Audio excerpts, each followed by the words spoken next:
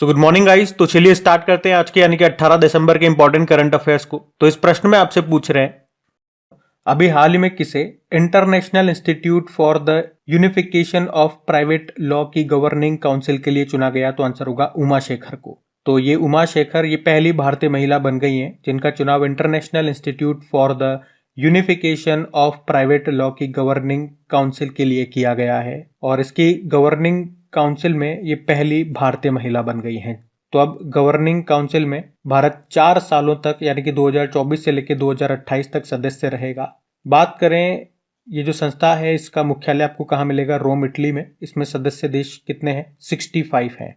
और देखो भारत की पहली महिला की बात हुई है तो अब 2023 में इसी तरह के करंट अफेयर्स के प्रश्न हमने कई बार पढ़े हैं कि यहाँ पे ये पहली भारतीय महिला बन गई, ये अवार्ड पाने वाली पहली महिला है, ये अपॉइंट होने वाली पहली महिला है। तो वो सारे प्रश्न मैं आपको यहाँ पे कराने वाला हूँ। ध्यान से सुनना, ये शीट में आपको कई बार रिपीट भी करा चुका हूँ, अगर आपको याद है तो बोलते चलना मेरे साथ साथ ताकि आपको याद जाए। अभी याद है आपको पाकिस्तान में भारत की पहली महिला उच्चायुक्त हाई कमिश्नर बनी थी गीतिका श्रीवास्तव। रेलवे बोर्ड की अभी पहली महिला अध्यक्ष और सीईओ बनी थी जया वर्मा सिन्हा। और यूएस नेवी की पहली महिला चीफ बनी लिसा फ्रैंचेटी। जबकि ऑस्ट्रेलिया के सेंट्रल बैंक की पहली महिला गवर्नर बनी थी मिशेल बुलॉक। और विश्व मौसम विज्ञान संगठन वर्ल्ड मेटेरोलॉजिकल ऑर्गेनाइजेशन की पहली महिला सेक्रेटरी जनरल बनी थी सेलेस्टे साउलो। परमिंदर चोपड़ा ये भारत की सबसे बड़ी गैर बैंकिंग वित्तीय कंपनी है पावर फाइनेंस कॉर्पोरेशन, उसकी पहली महिला सीएमडी बनी थी। दीपिका मिश्रा याद है वीरता पुरस्कार पाने वाली पहली महिला इंडियन एयरफोर्स की अधिकारी बनी थी। सुरेखा यादव ये वंदे भारत का संचालन करने वाली एशिया की पहली महिला लोको पायलट है। और राफेल उड़ाने वाली पहली भारतीय महिला है शिवांगी सिंह। जबकि सुखोई लड़ाकू विमान उड़ाने वाली भारत की पहली महिला पायलट है अवनी चतुर्वेदी। और भारतीय वायुसेना की पहली महिला अधिकारी का निधन हो गया, नाम है विजय लक्ष्मी रमन। अभी मिस इंडिया 2023 का खिताब जीता था नंदिनी गुप्ता ने, कोटा राजस्थान से है। और शिवा चौहान सियाचिन में सक्रिय रूप से तैनात होने वाली पहली महिला अधिकारी हैं ये। और सुरभि जखमोला विदेशी परियोजना पर तैनात होने वाली बॉर्डर रोड ऑर्गेनाइजेशन की पहली महिला अधिकारी हैं। किस देश में ये नियुक्त हुई थी? भूटान में, प्रोजेक्ट दंतक के तहत। और नल्ला थम्बी कलाई सेल्वी याद है सीएसआईआर की पहली महिला महानिदेशक बनी। तो मेघना Ahlawat table tennis federation of India की पहली महिला अध्यक्ष थी। और डॉक्टर सोनाली घोष ये काजीरंगा नेशनल पार्क की पहली महिला क्षेत्र निदेशक बनी थी। तो पायल छाबड़ा पैरा कमांडो बनने वाली पहली महिला आर्मी सर्जन बनी थी। बाकी Swati Nayak Norman E Borlaug field award 2023 इनको मिला। अभी आईएसओ सर्टिफिकेट पाने वाला देश का पहला महिला पुलिस थाना मिलेगा भोपाल में। Sadhana Saxena Nair military hospital service की डायरेक्टर जनरल बनने वाली पहली महिला बनी है। और अभी हुमेरा मुश्ताक का नाम याद होगा, ब्रिटिश एंड्योरेंस चैंपियनशिप में भाग लेने वाली पहली भारतीय महिला कार रेसर बनी थी। ये चैंपियनशिप ब्रिटेन में हुई थी। और देश की पहली एयरपोर्ट महिला फायर फाइटर बनी थी दिशा नायक। और देश की पहली महिला सहायक डी कैंप के रूप में नियुक्त किया गया था मनीषा पाडी को, ये उड़ीसा की है। और Indian council of forestry research and education की पहली महिला निदेशक बनी थी कंचन देवी। ये तो अभी लेटेस्ट ही करंट अफेयर्स का प्रश्न था। तो लगभग यहाँ पे मैंने आपको 24-25 प्रश्न आपको रिवाइज करा दिए हैं पहली महिलाओं से संबंधित। तो आप देख सकते हो कि हर बार जब भी इस तरह का प्रश्न आता है मैं बार बार पूरी जान लगा करके आपको सारी बातें रिवाइज कराता हूँ ताकि आपको ये चीजें याद हो जाए। बस आप कोशिश करा करो जब मैं आपको रिपीट कराऊं, रिवीजन कराऊं किसी भी चीज का, तो आप खुद से जरूर बोला करें। जब तक आप मुंह से नहीं बोलेंगे आपको याद नहीं होंगी चीजें। अभी हम अगला प्रश्न देखते हैं। फिर अगला प्रश्न है, अभी हाल ही में किसे विजनरी लीडर आइकन 2023 पुरस्कार मिला? तो आंसर होगा डॉक्टर श्रीनिवास नाइक को। तो real vision homes private limited के अध्यक्ष डॉक्टर श्रीनिवास नाइक, इनको अभी नई दिल्ली में कॉन्स्टिट्यूशन क्लब ऑफ इंडिया के 5वें राष्ट्रीय शिखर सम्मेलन में विजनरी लीडर आइकन अवार्ड 2023 से सम्मानित किया गया। क्या नाम है? डॉक्टर श्रीनिवास नाइक। अब देखो यहाँ पे कुछ इंपॉर्टेंट अवार्ड्स में आपको रिवाइज कराऊंगा। जैसे कि आप जानते हो शिव शंकरी 32वां सरस्वती सम्मान मिला 2022 के लिए उनके उपन्यास सूर्यवंशम के लिए।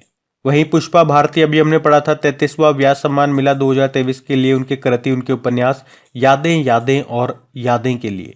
सीएस लक्ष्मी जिन्हें अंबाई भी कहा जाता है भी Tata literature life time achievement award मिला। रुइक्सियांग झांग शस्त्र रामानुजन पुरस्कार 2023 मिला। जबकि Swati Nayak Norman E Borlaug field award मिला इनको 2023 के लिए। पॉल लिंच 2023 का बुकर पुरस्कार इनको मिला। अब आप मुझे बताओ ये किस देश के लेखक हैं और इनका नॉवेल क्या था जिसके लिए इनको ये पुरस्कार मिला? वो नॉवल का नाम भी लिखिए। सफीना हुसैन शिक्षा के लिए वाइस पुरस्कार इनको मिला और जावेद अख्तर पद्म पाणी लाइफ टाइम अचीवमेंट अवार्ड इनको मिलेगा। तो ये बिल्कुल लेटेस्ट करंट अफेयर्स में पढ़े हमने, अवार्ड्स वाला सेक्शन है, ध्यान रखना। अगला प्रश्न देखते हैं। फिर बताओ, अभी हाल ही में ओला ने भारत का पहला एआई मॉडल किस नाम से लॉन्च किया है? तो आंसर होगा कृत्रिम। तो अभी ओला कैब और इलेक्ट्रिक के फाउंडर हैं भावेश अग्रवाल, उन्होंने भारत का पहला एआई मॉडल लॉन्च किया है जिसका नाम रखा है कृत्रिम। तो ये जो मॉडल है ये ओपन एआई का जो चैटबॉट है चैट जीपीटी और गूगल का जो बार्ड है उसको टक्कर देगा। ये 22 भारतीय भाषाओं को समझ सकता है और हिंदी, तेलुगु, मराठी जैसी 10 भाषाओं में टेक्स्ट तैयार कर सकता है।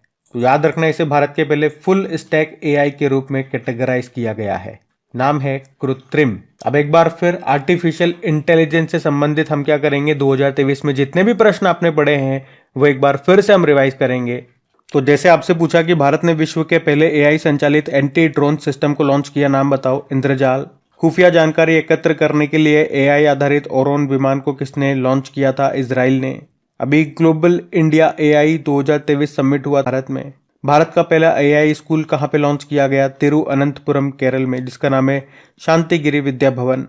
मध्य प्रदेश ने जस्ट आस्क नाम से एआई चैटबॉट लॉन्च किया था। मेटा, जिसका पहले नाम फेसबुक था, इसने माइक्रोसॉफ्ट के साथ मिलकर एआई आधारित एक भाषा मॉडल लामा 2 लॉन्च किया था। और हमने पढ़ा अभी जो फेसबुक है यानी कि मेटा है, इसने ट्विटर को टक्कर देने के लिए एक नया प्लेटफॉर्म लॉन्च किया था जिसका नाम रखा था थ्रेड्स।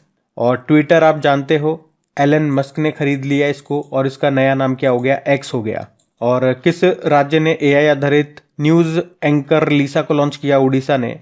एलन मस्क ने एआई आधारित स्टार्टअप एक्स एआई को लॉन्च किया था ओपन एआई को काउंटर करने के लिए। किस यूनियन टेरिटरी ने भारत का पहला टेलीमानस चैटबॉट लॉन्च किया? जम्मू कश्मीर। पहले वैश्विक एआई सम्मेलन की मेजबानी की है ब्रिटेन ने। स्टैनफोर्ड यूनिवर्सिटी ने सर्वाधिक एआई निवेश वाले देशों में भारत को 5वें स्थान पर रहा, टॉप पे अमेरिका है। किसने ग्रामीण भारत के लिए एआई चैटबॉट जुगलबंदी को लॉन्च किया था? माइक्रोसॉफ्ट ने। और हमने पढ़ा था कि स्थानीय भाषाओं को प्रमोट करने के लिए माइक्रोसॉफ्ट ने प्रोजेक्ट एलोरा लॉन्च किया था। और जनरेटिव एआई प्लेटफॉर्म है टोपाज, इसको किसने लॉन्च किया था? इन्फोसिस ने। और इन्फोसिस से आपको याद आएगा इसने 2 टेनिस प्लेयरों को अपना ग्लोबल एम्बेसडर बनाया था। एक है ईगा स्विटेक, ये पोलैंड की हैं, और राफेल नडाल है जो कि स्पेन के हैं। अभी ओपन एआई जो कि अमेरिकी कंपनी है, इसने माइक्रोसॉफ्ट के साथ मिलकर चैट जीपीटी लॉन्च किया था। और जीपीटी की फुल फॉर्म कई बार एग्जाम में आ चुकी है, याद रखना क्या है? Generative pre trend transformer. और रशिया ने गीगा चैट लॉन्च किया था, तो गूगल ने बार्ड लॉन्च किया था। और अभी गूगल ने ही AI neural network Gemini AI को लॉन्च किया था। वैसे आर्टिफिशियल इंटेलिजेंस का गॉड फादर किन्हें कहा जाता है? जेफरी हिंटन को कहा जाता है। और एआई को किस डिक्शनरी ने 2023 का वर्ड ऑफ द ईयर चुना है? तो आंसर होगा कॉलिंस ने, डिक्शनरी ने। तो आर्टिफिशियल इंटेलिजेंस से संबंधित ये सारे प्रश्न मैंने आपको यहाँ पे एक साथ रिवाइज करा दिए। ये सारे प्रश्न आपने 2023 के करंट अफेयर्स में ही पढ़े हैं। तो अगर आर्टिफिशियल इंटेलिजेंस से संबंधित आपके एग्जाम में कोई प्रश्न आता है तो वो इसी में से पूछा जाएगा, इसके बाहर से प्रश्न नहीं बनेगा। तो ये शीट को बिल्कुल अच्छी तरह याद कर लेना। और जब भी एआई से संबंधित प्रश्न आ रहा है, मैं बार बार आपको ये शीट रिवाइज करा रहा हूं। अगर डेली आप हमारा करंट अफेयर्स का लेक्चर देखते होंगे तो अब ये आपको याद होने लगी होगी। तो ध्यान रखना। अगला प्रश्न देखते हैं। अगला प्रश्न है, अभी हाल ही में भारत ने कहां से स्वदेशी high speed flying wing UAV का सफल परीक्षण किया? तो आंसर होगा कर्नाटक। यूएवी मतलब अनमेन्ड एयर व्हीकल, यानी कि आप ड्रोन कह दो इसे। तो अभी ऐसा स्वदेशी high speed flying wing UAV बना लिया है भारत ने, और इसका अभी सफल परीक्षण भी कर लिया। कहां पे? कर्नाटक के चित्रदुर्ग में। किसने बनाया? डीआरडीओ ने बनाया। तो इस उड़ान के साथ ही भारत उन देशों की लिस्ट में शामिल हो गया है जिन्होंने फ्लाइंग विंग कॉन्फ़िगरेशन के नियंत्रण में महारत हासिल कर ली है। अच्छा, अगर मैं आपसे पूछूं कि अभी भारत ने 31 MQ-9B नाम से जो ड्रोन है उसको खरीदने के लिए समझौता किया था, किस देश के साथ? तो आंसर होगा अमेरिका। अभी प्रधानमंत्री नरेंद्र मोदी ने वुमेन्स सेल्फ हेल्प ग्रुप के लिए नमो ड्रोन दीदी पहल भी शुरू की है। उसके अलावा अभी भारतीय वायुसेना ने नए हेरॉन मार्क 2 ड्रोन को शामिल किया था, जो एक ही उड़ान में चीन और पाकिस्तान दोनों के साथ सीमाओं की निगरानी कर सकता है। और भारत का पहला एआई आधारित एंटी ड्रोन सिस्टम जिसका नाम है इंद्रजाल। और इसे किसने बनाया? ग्रीन रोबोटिक्स हैदराबाद में जो कंपनी है उसने बनाया है। अच्छा, वैसे ड्रोन से संबंधित तो और भी प्रश्न मैं आपको रिवाइज करा सकता हूँ। जैसे अगर आपसे पूछे कि भारत का पहला ड्रोन परीक्षण केंद्र ये कहाँ पे खुलेगा? तमिलनाडु में। पूछे भारत की पहली पुलिस ड्रोन यूनिट ये किस शहर में लॉन्च की गई? चेन्नई में ही। और अभी प्रधानमंत्री जी ने भारत के पहले किस यात्री ड्रोन का अनावरण किया था? तो आंसर होगा वरुण। और अभी ड्रोन नीति को मंजूरी देने वाला पहला राज्य कौन सा बना? हिमाचल प्रदेश। स्वास्थ्य सेवा में ड्रोन लॉन्च करने वाला पहला भारतीय राज्य बना है उत्तराखंड। किस देश ने ड्रोन के आयात पर इंपोर्ट पर प्रतिबंध लगाया था? भारत ने। नागरिक हवाई क्षेत्र में ड्रोन को अनुमति देने वाला पहला देश बना था इजराइल। देश का पहला ड्रोन स्कूल कहाँ पे खोला गया? ग्वालियर मध्य प्रदेश। और मध्य प्रदेश के ग्वालियर प्रदेश के पहले ड्रोन मेले का आयोजन किया गया था। भारत की पहली ड्रोन फॉरेंसिक लैब कहाँ पे स्थापित की गई? केरल में। तो ये ड्रोन से संबंधित कुछ प्रश्न भी मैंने आपको रिवाइज करा दिए यहाँ पे। अब डीआरडीओ यहाँ पे न्यूज में आया था। तो डीआरडीओ मतलब defence research and development organisation. स्थापना होती है 1958 में और हेडक्वार्टर नई दिल्ली में है। अध्यक्ष कौन है? समीर वी कामत हैं। और इसका मोटो होता है strength origin is in knowledge. अच्छा, अभी डीआरडीओ ने विभव को डेवलप्ड किया था, विकसित किया था, और ये है क्या? ये भारतीय सेना में शामिल स्वदेशी निर्मित स्वनिष्क्रिय एंटी टैंक माइंस है। ध्यान रखना ये। अगला प्रश्न देखते हैं। चलो फिर बताओ, अभी हाल ही में गुजरात के किस एयरपोर्ट को इंटरनेशनल एयरपोर्ट का दर्जा दे दिया गया? तो आंसर होगा सूरत। तो अभी केंद्र मंत्रालय ने सूरत एयरपोर्ट को इंटरनेशनल एयरपोर्ट का दर्जा दे दिया है। मतलब अब यहाँ से जो इंटरनेशनल उड़ानें हैं वो यहाँ से ऑपरेट हो सकेगी, इंटरनेशनल फ्लाइट्स यहाँ पे आ सकेगी और यहाँ से जा सकेगी।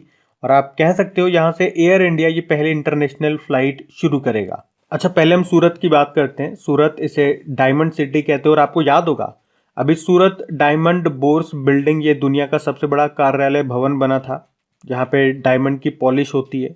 और प्रोजेक्ट 15B ये आपको जरूर याद होगा, कई बार मैंने आपको पढ़ाया है ये। और अभी प्रोजेक्ट 15B के तहत बनाया गया चौथा और अंतिम जहाज का नाम क्या था? INS सूरत।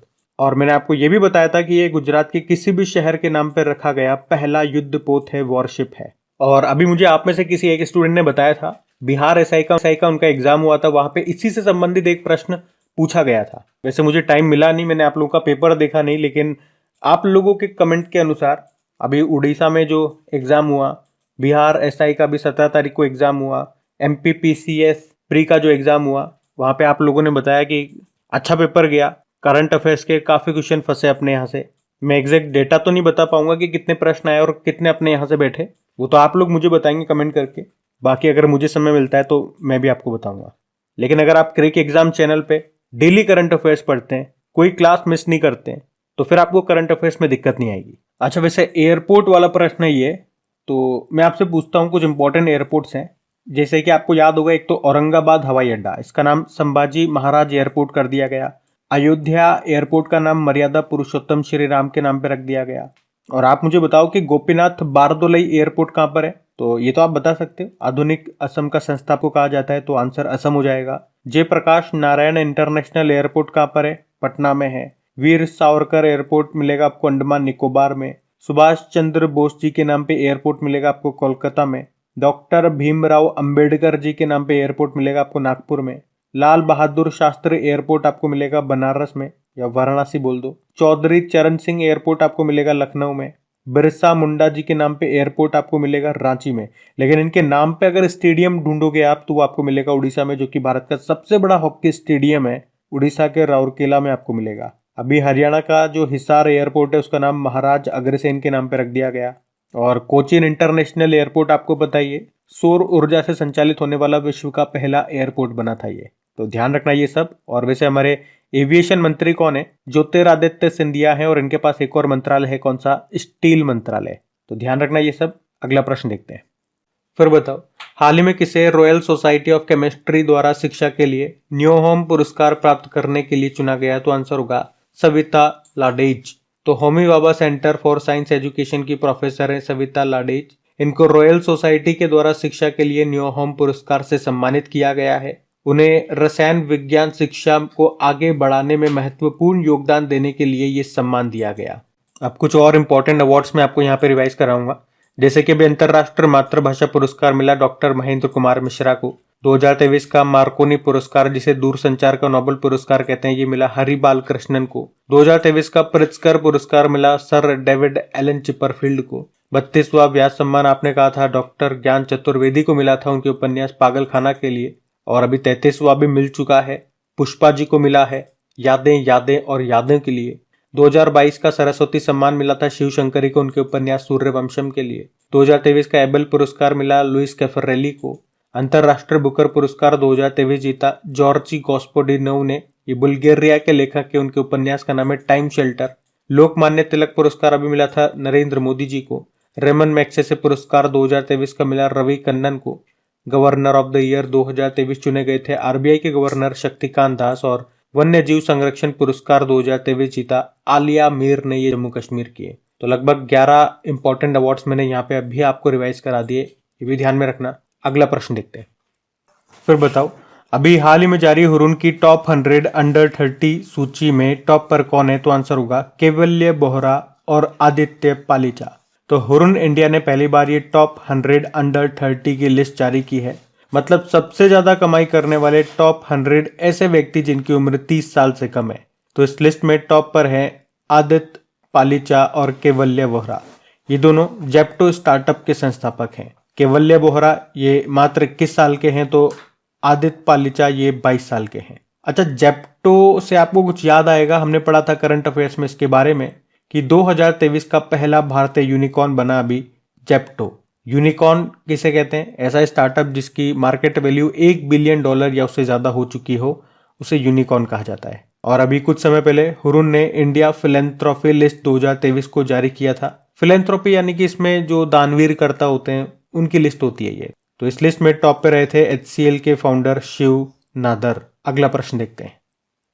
फिर बताओ, अभी हाल ही में भारतीय नौसेना ने किस आईआईटी के साथ नवाचार को बढ़ावा देने के लिए समझौता किया? तो आंसर होगा आईआईटी कानपुर। तो अभी भारतीय नौसेना और आईआईटी कानपुर ने नवाचार यानी कि इनोवेशन को बढ़ावा देने के लिए एक समझौता किया है। ये समझौता प्रौद्योगिकी विकास, नवीन समाधान और संयुक्त अनुसंधान और विकास को बढ़ावा देने के लिए किया गया है। आप जानते हो हमारे भारतीय नौसेना प्रमुख कौन है? आर हरि कुमार हैं। अभी नौसेना दिवस आपने मनाया था 4 दिसंबर को।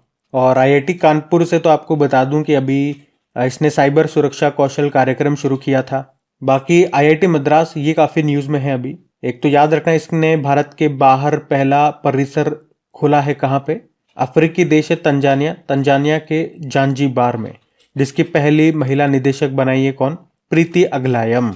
उसके अलावा सारंग उत्सव पूछे अगर कहाँ मनाया जाता है तो आईआईटी मद्रास में। अभी इसने स्वदेशी मोबाइल ऑपरेटिंग सिस्टम भरोस को लॉन्च किया था। भरोस मतलब हो गया भारत ऑपरेटिंग सिस्टम। और इसने वार्टन क्यूएस री इमेजिन एजुकेशन अवार्ड जीता था। इसे शिक्षा का ऑस्कर भी कहा जाता है। तो इन सब कारण से ये आईआईटी न्यूज में था, ध्यान में रखना। अगला प्रश्न देखते हैं। फिर बताओ, अभी भारत में एफडीआई प्राप्तकर्ता के रूप में कौन सा राज्य टॉप पर रहा? तो आंसर होगा महाराष्ट्र।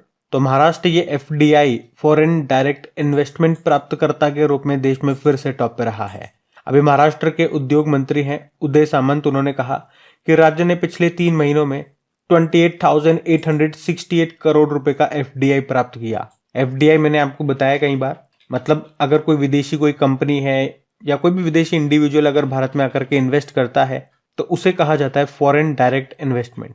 तो वो यहाँ पे इन्वेस्ट करेगा तो डॉलर के रूप में इन्वेस्ट करेगा। तो जैसे कि ए कंपनी ने इन्वेस्ट किया $100, कोई कंपनी है बी, उसने भारत में इन्वेस्ट किया $200, तो हम क्या देखेंगे कि टोटल एफडीआई कितना आया? $300 आया, भारत में आया। और अगर किसी पर्टिकुलर राज्य का देखेंगे कि सबसे ज्यादा किस स्टेट में एफडीआई आया, जैसे कि मान लो महाराष्ट्र में आया $200, गुजरात में आया $100, तो फिर हम क्या कहेंगे? सबसे ज्यादा एफडीआई प्राप्त करने वाला राज्य कौन सा है? तो फिर महाराष्ट्र आंसर हो गया। इस तरह से है ये। अब बात यहाँ पे महाराष्ट्र की है, तो ये रहा मैप में महाराष्ट्र। तो महाराष्ट्र की कैपिटल क्या है? मुंबई है। मुख्यमंत्री कौन है? एकनाथ शिंदे हैं। गवर्नर है रमेश बैस। अभी आपको याद होगा महाराष्ट्र ने नमो शेतकरी महासम्मान निधि योजना शुरू की थी। इस योजना में क्या होगा? जिस तरह से प्रधानमंत्री किसान योजना है ना केंद्र सरकार की, उसी तरह से यहाँ पे किसानों को साल में 2-2 हजार रुपए करके 3 किस्तों में दिए जाएंगे। अभी भारत में लीगो वेधशाला ये कहाँ पे बनेगी? महाराष्ट्र के हिंगोली में बनेगी, जिसका उद्देश्य है गुरुत्वाकर्षण तरंगों की स्टडी करना। अच्छा, देश का पहला महिला रेलवे स्टेशन ये कौन सा बना था? माटुंगा रेलवे स्टेशन मुंबई में है। इसे आप पिंक स्टेशन भी कह सकते हो। भारत का पहला पिंक रेलवे स्टेशन। अभी भारत में पहला हल्दी सम्मेलन का आयोजन हुआ था मुंबई में। महाराष्ट्र ने लेक लड़की योजना शुरू की है। लेक लड़की मतलब हो गया प्यारी बेटी। अभी ग्लोबल मैरीटाइम इंडिया समिट 2023 का आयोजन मुंबई में हुआ था। तीसरा संस्करण है ये। अभी विश्व मसाला कांग्रेस का 14वां संस्करण हुआ था मुंबई में ही। अच्छा, दुनिया का पहला बैम्बू क्रैश बैरियर ये कहाँ पे इंस्टॉल किया गया था? महाराष्ट्र हाईवे पे, जिसका नाम क्या रखा था? बाहुबली रखा था। अभी आपको याद होगा खेलो इंडिया यूथ गेम्स का 5वां संस्करण तो हुआ था मध्य प्रदेश में, जिसका शुभंकर मैस्कोट था आशा। उसमें पहले स्थान पे महाराष्ट्र रहा था। और अभी आपको याद है नौसेना दिवस आपने 4 दिसंबर को मनाया था, जिसका आयोजन कहाँ पे हुआ था? महाराष्ट्र के सिंधुदुर्ग किले में। और अभी महाराष्ट्र सरकार ने किसे पहला उद्योग रत्न पुरस्कार से सम्मानित किया? रतन टाटा जी को। अच्छा, ये जो मुंबई है ये किस द्वीप पर स्थित है? सालसेट द्वीप पर। किस नदी के मुहाने? उल्हास नदी। और मुंबई के साथ में आपको 2 दर्रे मिलेंगे। एक थालघाट दर्रा है जो कि मुंबई को नासिक से जोड़ता है, दूसरा भोरघाट दर्रा है जो कि मुंबई को पुणे से जोड़ता है। तो ध्यान रखेंगे ये सारे पॉइंट्स। अगला प्रश्न देखते हैं। फिर आपसे पूछा गया अभी एशियन डेवलपमेंट बैंक ने वित्त वर्ष 2023-24 के लिए भारत की विकास दर कितना रहने का अनुमान लगाया? तो आंसर होगा 6.7%। तो अभी एशियन डेवलपमेंट बैंक ने वित्त वर्ष 2023-24 के लिए भारत की अर्थव्यवस्था की विकास दर को 6.7% रहने का अनुमान लगाया। इससे पहले इन्होंने 6.3% रहने का अनुमान लगाया, तो अभी अनुमान को बढ़ा दिया है एशियन डेवलपमेंट बैंक ने, जिसका हेडक्वार्टर कहाँ पर है? मनीला, फिलीपींस में। तो गाइज ये था आज का आपका करंट अफेयर्स। और अगर आपने वीडियो को अभी तक लाइक नहीं किया तो प्लीज़ वीडियो को लाइक ज़रूर कीजिएगा और अपने दोस्तों के साथ में शेयर ज़रूर करना। बाकी आपकी प्रैक्टिस के लिए इनकी क्विज बना दी जाती है आपकी क्रिक एग्जाम एप्लीकेशन में। पीडीएफ भी आपको वहीं पे मिल जाएगी। क्रिक एग्जाम एप्लीकेशन का लिंक मिलेगा नीचे डिस्क्रिप्शन बॉक्स में। टेलीग्राम का लिंक भी आपको वहीं पे मिल जाएगा। अभी कल के करंट अफेयर्स का क्विक रिवीजन कर लेते हैं और फिर सेशन एंड करते हैं। तो पहला प्रश्न पूछा था, ऑपरेशन स्टॉर्म मेकर्स सेकंड को शुरू किया इंटरपोल ने। भारत की पहली सोडियम आयन बैटरी को किसने लॉन्च किया? केपीआईटी टेक्नोलॉजी ने। भारतीय वन और लकड़ी परमाणु योजना को शुरू किया पर्यावरण व जलवायु परिवर्तन मंत्रालय ने। किस देश के द्वारा सेवा मुक्त किए गए जहाज आईएनएस तारमुगली को पुनः नौसेना में शामिल किया? मालदीव्स। और किस देश के एनजीओ जिसका नाम है AWSDC को अंतर्राष्ट्रीय लैंगिक समानता पुरस्कार मिला? अफगानिस्तान। किसने मिस इंडिया USA 2023 का खिताब जीता? रिजुल मैनी ने। विजय दिवस आपने मनाया अभी 16 दिसंबर को।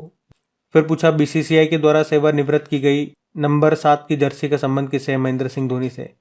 अभी ओमान की सुल्तान भारत की 3 दिवसीय यात्रा पर आए, उनका नाम क्या है? हैतम बिन तारिक। अब कल का होमवर्क प्रश्न देखते हैं और सेशन एंड करते हैं। फिर आपसे पूछा आयुष्मान भारत स्वास्थ्य कार्ड बनाने में प्रथम स्थान पे कौन रहा? तो आंसर होगा उत्तर प्रदेश। आप सभी ने प्रश्न का बिल्कुल सही उत्तर दिया। अब ये रहा आज का आपका होमवर्क प्रश्न।